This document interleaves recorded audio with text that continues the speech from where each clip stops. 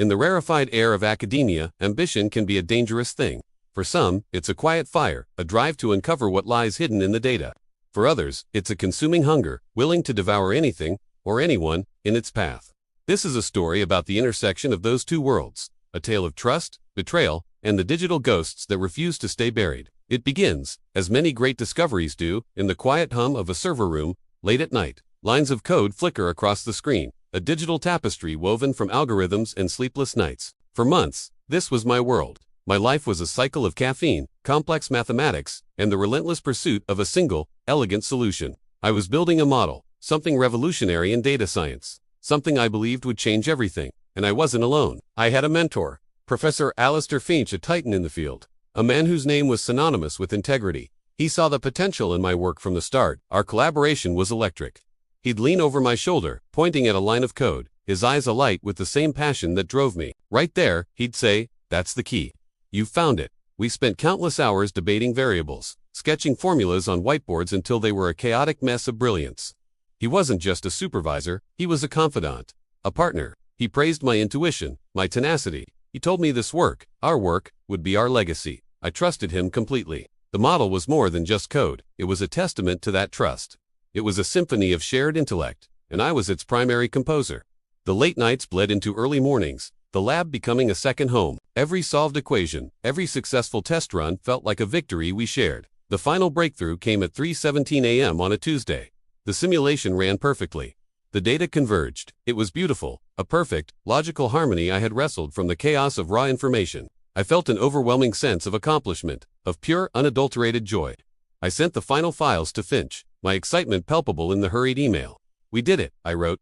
"It's finished. It works." He replied almost instantly. "Incredible work. You should be proud. Let's prepare the presentation." The trust was absolute. The future seemed bright, paved with the promise of recognition and the validation of my hard work. I had no reason to believe otherwise. After all, he was my mentor. The presentation was a blur of adrenaline and confidence. I stood before Finch in his office, walking him through the model's architecture, the elegance of its predictive power. The slides clicked by each one a monument to my dedication. I pointed to the graphs, the stunning accuracy of the outputs. He watched, nodding, his expression a mask of scholarly approval. "Brilliant," he murmured. "Truly brilliant." That was the last time I felt that pride. The memory now feels fractured, tainted, a door closing, a quick, downward glance at a screen, the click of a mouse. Fragmented images now haunt me. Finch, alone in his office, his face illuminated by the cold blue light of the monitor. My name, at the top of the manuscript draft. The cursor blinks, then selects the text. Delete, my contributions, my identity, erased in a single keystroke. Another flash, his hands, forging my signature on a document. A transfer of intellectual property rights I never agreed to. His face is calm, methodical. There's no hesitation. This isn't a moment of weakness. It's a calculated act of erasure. The files are renamed. The author metadata is scrubbed clean. My digital ghost is being exorcised from my own creation. The memories loop, faster and faster. My confident presentation, the delete key, my name vanishing. His pen on the paper, the trust I had placed in him, the shared journey, was just a means to an end. For him, I was never a collaborator. I was a resource to be exploited, a ghostwriter for his ambition. The architecture of my model was being repurposed, not for science, but for a narrative of singular geniuses. The betrayal wasn't just in the theft of my work, but in the cold, systematic deletion of my existence from it. Every line of code I wrote was being claimed. Every late night I spent was being rewritten as his own solitary struggle. The man I admired was a predator, and I had willingly walked into his trap, blinded by respect and ambition. The world I had built was collapsing. It came as an email notification, a university press release. Professor Finch unveils groundbreaking AI model.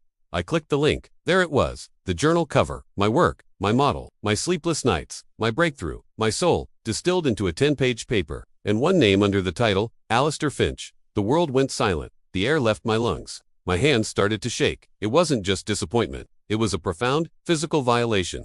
It felt like watching a stranger, where my skin. The initial shock gave way to a cold, burning rage. But grief and anger were luxuries I couldn't afford. He had erased me, but he had underestimated me. He knew my work, but he didn't know me. He thought he had deleted the evidence. He was wrong.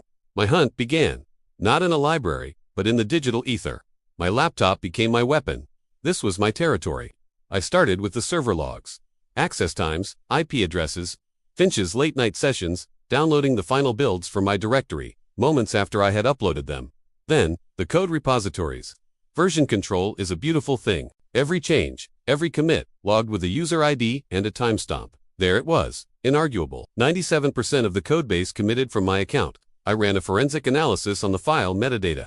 Even after he'd scrubbed the visible author field, the deeper data told a story. My machine ID, my user profile, embedded like a digital watermark in the very DNA of the files he now claimed as his own. The final piece came from my own sent folder.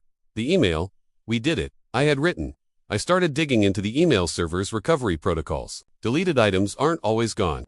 I found his original reply, the one he thought he'd permanently erased from the server. Incredible work. You should be proud. The timestamp was undeniable. It was an admission, a confirmation. He had created a lie, but the digital world has a long memory. Every deleted file, every altered document left a trace, a breadcrumb. I followed them, one by one. Each piece of recovered data was a nail in the coffin of his deception. He had stolen my work, but I was reclaiming the proof. This was no longer about credit. This was about war. The annual symposium, the grand hall was packed. Academics, donors, the university provost. Alistair Finch was the keynote speaker, the man of the hour. He stood at the podium, basking in the applause, a smug smile on his face as he began his speech. The path to discovery is a solitary one, he began, his voice echoing through the hall. It requires singular focus, a devotion that few can comprehend.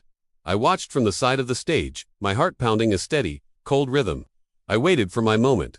As he presented the first slide, a complex diagram of my model's core logic, I made my move. I walked calmly to the secondary podium, a microphone in my hand, my laptop connected to the main projector. "Professor," I said, my voice cutting through his speech. The room fell silent. Every eye turned to me. Finch's face froze, a flicker of panic in his eyes. "You speak of a solitary path," I continued, "but you weren't alone on this one, were you?" His face paled. I clicked the remote. The main screen behind him changed. His presentation vanished, replaced by a split-screen display. On one side, the server log, showing his IP address, downloading my final files. On the other, the Git repository log, a sea of my username, next to thousands of lines of code. A gasp rippled through the audience. I clicked again. The forged document appeared, my signature starkly different from my real one, shown side by side. Then, the recovered email. His words, "Incredible work. You should be proud," projected 10 feet high for the world to see.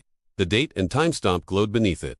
Finch's composure shattered. His face, once a mask of academic authority, collapsed into a canvas of shock and horror. He opened his mouth, but no words came out. The evidence was irrefutable, a digital fusillade he could not deflect. Flash after flash, the proof cycled on the screen. Legal documents, official complaints filed with the ethics committee, text overlays stating authorship fraud, data tampering, perjury. The titan of academia was being dismantled, line by line, byte by byte, in front of the very world he sought to impress. His kingdom of lies, built on my stolen genius, had crumbled into pixels. They call it intellectual property. But it's not property. It's a part of you. It's the late nights, the moments of doubt, and the spark of discovery. It's a piece of your mind, given form. To have that stolen is to have a part of yourself erased. The harsh truth is this. In the world of ideas, there are builders and there are thieves. The thieves are often charming. They hold positions of power. They praise you. They mentor you. They gain your trust. And when your back is turned, they take what is yours and call it their own. They believe their status will protect them. They believe your voice is too small to be heard. They believe that the proof can be deleted, that the truth can be buried under layers of prestige and authority. They are wrong. In this digital age, nothing is ever truly gone. Every keystroke leaves an echo. Every file leaves a ghost. The truth doesn't need a loud voice. It just needs to be shown. It can be found in the server logs, in the version histories, in the recovered data. Genius can be stolen, but the evidence of its creation is permanent. Don't just protect your work. Document everything, because the same tools you used to build can be used to prove you were the builder. Remember that. Thanks for watching.